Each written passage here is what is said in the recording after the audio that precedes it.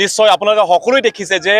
অসমত হিন্দু খাত্ৰে মে হে খাত্ৰে মে বুলি কৈ কৈ আজি অসমত খিলঞ্জীয়া ভূমিপুত্ৰসকলে নিজৰ স্থান নিজৰ মাটি ভূমি নিজৰ অধিকাৰ ৰাজনৈতিক অধিকাৰ হেৰাই গৈ আছে। সেইটোত এটা কথা ক'ব বিচাৰিছো, এতিয়া অসমীয়া গবেগ ধ্বনি আমি শুনিছো, কাৰ্বি চাইনিজ গবেগ ধ্বনি আমি শুনিছো, ঠিক তেনেতে আমি অসমত বসবাস কৰা প্ৰতিজন খিলঞ্জীয়া প্ৰতিজন জনজাতিৰ লোকসকলৰ নিজৰ অস্তিত্ব হেৰাই গৈ আছে। এতিয়া আমি ইয়াত জাগিৰোডত উপস্থিত আছো। জাগিৰোডত আমি গোটেই অসমৰ জনজাতীয়সকল মিলি পেলাই আমি একগোট হৈ পেলাই আমি ৰাজপথ আমি উত্তাল কৰিব আহিছো। কাৰণ কিয় আহিছো, ইয়াত টাউনশ্বিপ বনাবলৈ। টাউনশ্বিপ বনাব ক'ত, য'ত জনজাতীয় লোকসকলে বসবাস কৰে। এই জনজাতীয় লোকসকলৰ বসতি স্থান কৰা এই স্থানতে গোটেইখিনি উচ্ছেদ কৰি পেলাই তাৰ পৰা গোটেইখিনি ঘৰ ভাঙি মেলি গোটেইখিনি যিসকল 40-50 ইয়াৰ ভূমিপুত্ৰ যিসকলৰ তিৱাই অসম আন্দোলনত পদত্যাগ কৰিছে, যিটো তিৱাসকলে যিটো কাৰ্বিসকলে অসম আন্দোলনৰ সৰ্বোচ্চ ত্যাগ কৰি পেলাই নিজৰ প্ৰাণ আহুতি দিছে, এই প্ৰাণ আহুতি দিয়াৰ কাৰণে অসম আন্দোলন স্বীকৃতি পোৱাত অসম চুক্তি স্বাক্ষৰ কৰা হৈছে। কিন্তু এই তিৱাসকলক আজি ইয়াৰ পৰা আঁতৰাই দিয়া, ইয়াত গোটেইখিনি খেদি পেলাই ইয়াত গোটেইখিনি উচ্ছেদ কৰি পেলাই ইয়াত টাউনশ্বিপ বনাব, সেইটো লজ্জিত কথা। আৰু এই অসম চৰকাৰ কোনো পাৰ্টিৰ চৰকাৰ নহয় কিয়, অসম চৰকাৰ কোনে চৰকাৰ নহওক কিয়, এইখিনি ক্ষেত্ৰত তেওঁলোকে অকণমান চিন্তা কৰিব লাগে। আৰু দ্বিতীয়তে অসমত থকা মই সংগঠনক নাকওঁ, কিন্তু অসমৰ অসমীয়া হিচাপে যিসকল আছে প্ৰতিজন অসমীয়া প্ৰতিজন খিলঞ্জীয়া ইয়াৰ ওপৰত এটা গুৰুত্ব দিয়াৰ প্ৰয়োজন। এতিয়া যদি আমি চাওঁ, ইয়াত এই চৰকাৰে কিবা এটা কৰিব গ'লে আমি সেইটো কৰা নাই উন্নয়ন বা উন্নতি আমাক লাগে ডেভেলপমেণ্ট আমাক লাগে ডেভেলপমেণ্ট ডেট ইজ এটা কণ্টিনিউছ এটা প্ৰচেছ কিন্তু অসম চৰকাৰে কিবা এটা কৰিব গ'লে কিবা এটা ডেভেলপমেণ্টেল ষ্টিল কৰিব লাগে ধৰি লওক ইয়াৰ পৰা আৰম্ভ কৰি পেলাই ইয়াত টাউনশ্বিপ বনাব ক'ৰবাত এটা ডেভেলপমেণ্টেল কিবা স্কিম আনিব কিবা এটা অসম চৰকাৰে কৰিব গ'লে সদায় ট্ৰাইবেলসকলৰ মাটিটোৱে কিয় ল'ব বিচাৰে অসম চৰকাৰে কিবা এটা ডেভেলপমেণ্টেল উন্নয়নৰ ক্ষেত্ৰত কিবা এটা আগভাগ ল'ব যাওঁতে কিয় সদায় জনজাতীয় লোকসকলক উচ্ছেদ কৰি পেলাইহে কৰিব পাৰে যদি ইমানে যদি উচ্ছেদ কৰা সাহস আছে কাৰ্বি আংলঙত আহি পেলাই তাক উচ্ছেদ কৰক যদি ইমান যদি উচ্ছেদ কৰা সাহস আছে অসমত থকা ট্ৰাইবেল বেলেঞ্চ ব্লক মাটিবোৰ উচ্ছেদ কৰক কিন্তু সেইবোৰ এওঁলোকৰ দম নাই তেওঁলোকে দম কৰে আছে সদায় জনজাতীয় লোকসকলৰ ওপৰত অত্যাচাৰ কৰা জনজাতীয় লোকসকলক দমন কৰা সেইটো মাত্ৰ এই চৰকাৰে তেওঁলোকে মাত্ৰ পাৰে সেইকাৰণে পীযুষ হাজৰিকা ডাঙৰীয়া তেওঁলোকক মই আহ্বান দিছো যে ট্ৰাইবেলসকলক এই সদায় আঙুলিয়াই দিয়া কাৰোবাক এৰেষ্ট কৰি দিয়া কাৰোবাক দমন কৰা কিন্তু এইটো এতিয়া নচলিব সেইটো আমি সহ্য নকৰো আৰু যেহেতু এই চৰকাৰে যদি সঁচাকে যদি জনজাতীয় লোকসকলৰ পক্ষত দিয়া চৰকাৰ তেনেহ'লে ইয়াত উচ্ছেদখিনি বন্ধ কৰক ইয়াত চাৰ্ভেটো বন্ধ কৰিলে আৰু লিখিতভাৱে ইয়াত যে ট্ৰাইবেলসকল যিসকল ইয়াতে আছে যিটো জাগিৰোডত যিটো হিন্দীখনত যিটো টাউনশ্বিপৰ পৰিকল্পনা যিটো চলি আছে সেইটো অতি শীঘ্ৰে লিখিতভাৱে তেওঁলোকে যে ইয়াত টাউনশ্বিপ নহ'ব সেইটো তেওঁলোকে স্পষ্টীকৰণ কৰক তাৰ পাছত আমি আন্দোলনখিনি আমি স্থগিত ৰাখিম আজি আমি United Tribal Coordination Front of Assam আজি এক হৈ পেলাই গোটেই অসমৰ ট্ৰাইবেল ছাত্ৰ নেতা আৰু ইণ্ডিভিজুৱেল ছ'চিয়েল এক্টিভিষ্ট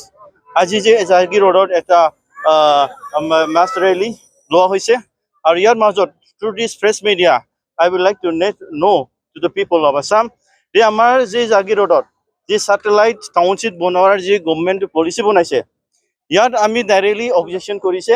ইয়াত আমাৰ বসবাত থকা মানুহ আমাৰ ট্ৰাইবেল জনজাতি মানুহ গোটেই কাৰ্বি হওক তিৱা হওক বড়ো হওক ৰাভা হওক গোটেই ইয়াত আমাৰ আগৰ পৰা বসবাত থাকিছে আৰু ইয়াত মাটিৰ পাটা কোনো পোৱা নাই আগৰ পৰা মই গভৰ্ণমেণ্টক অনুৰোধ জনাম যে টাউনশ্বিপ বনোৱাটো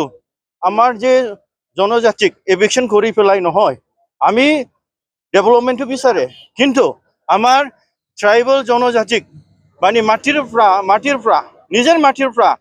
আমাৰ দেউতাৰ ফাদাৰ গ্ৰেট গ্ৰাণ্ডফাদাৰ্ছ মানে এইটো দিয়াৰ মাটিত এভিকশ্যন কৰি পেলাই নহয় আমি বিচাৰোঁ ডেভেলপমেণ্ট কিন্তু আমাৰ জনজাতিত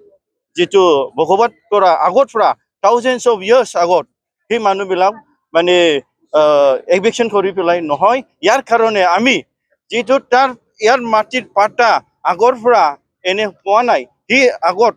আমাৰ গভৰ্ণমেণ্টত আমি অনুৰোধ জনাম দি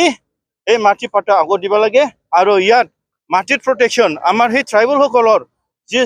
শিখ দলৰ পৰা আমাৰ যিটো ট্ৰাইবেল এণ্ড বেলেঞ্চ ব্লক যিটো প্ৰটেকশ্যন আছে আৰু ফৰেষ্ট ৰুলেছ এক্ট 2005-06ত যিটো প্ৰটেকশ্যন আছে এইটো এপ্লাই কৰি পেলাই আমাৰ জাগিৰোডত যি মাটিৰ পাটা আমাৰ ট্ৰাইবেলসকলৰ কাৰণে জনজাতিৰ কাৰণে দিব লাগে আমি বড়ো নেশ্যনেল ষ্টুডেণ্টছ ইউনিয়নৰ হৈ পেলাই আমি একলগে গোটেই অসমৰ যুৱ ছাত্ৰ নেতা আৰু ছ'চিয়েল এক্টিভিষ্ট আজি ইয়াৰ জমা হৈ পেলাই in the name and normal cluster of United Tribal Coordination Front of Assam আমি এক হৈ পেলাই ফিউচাৰত আমি জনজাতিৰ ৰাইটছৰ কাৰণে আমি সকলো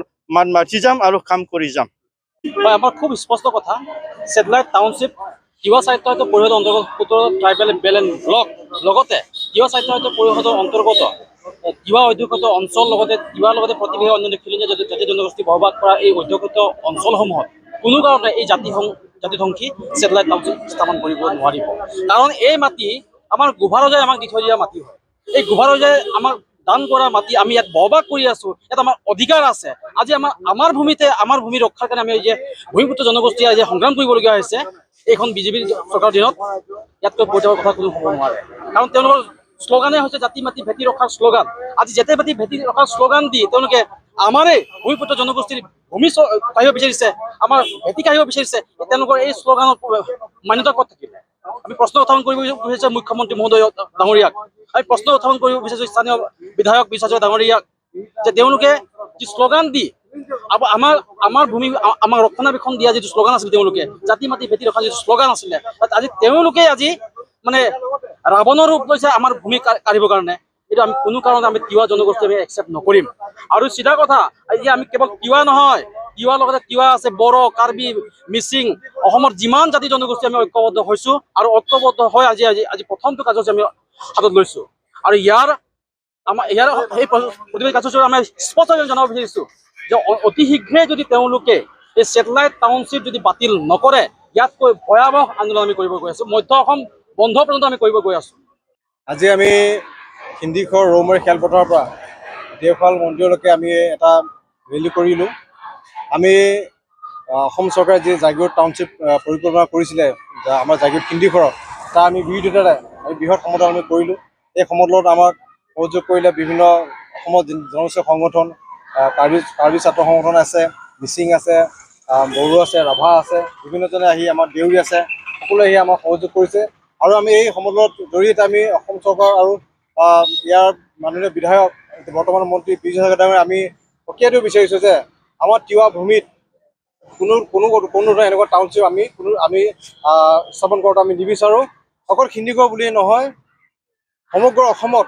য'ত য'ত আমাৰ খিলঞ্জীয়া ভূমিপুত্ৰসকল বসবাস কৰি আছে তেওঁলোকক উচ্ছেদ কৰি পেলাই কোনো ধৰণৰ এনেকুৱা টাউনশ্বিপ আমি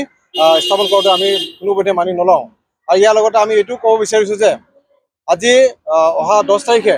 মাননীয় মন্ত্ৰী পীযুষ হাজৰিকাই আমাক আমন্ত্ৰণ কৰিছে আলোচনাৰ বাবে। আমি আমি আলোচনালৈ যাম। কিন্তু আমি এইটো কথা ক'ব বিচাৰিছোঁ যে সিন্দিখৰত যে তেখেতসকলে টাউনশ্বিপ স্থাপন নকৰিব আৰু বেলেগত কৰিব, এইটোও আমি মানি নলওঁ। মুঠতে আমাৰ দাবী আছে কি, আমাৰ তিৱা অট'নমাছ কাউন্সিলৰ 17টা ট্ৰাইবেল বেল্ট এণ্ড ব্লক আছে, কোনো এটা বেল্ট এণ্ড ব্লকতে যেন এই তেনেকুৱা ধৰণৰ টাউনশ্বিপ স্থাপন কৰাৰ পৰা বিৰত থাকে অসম চৰকাৰ।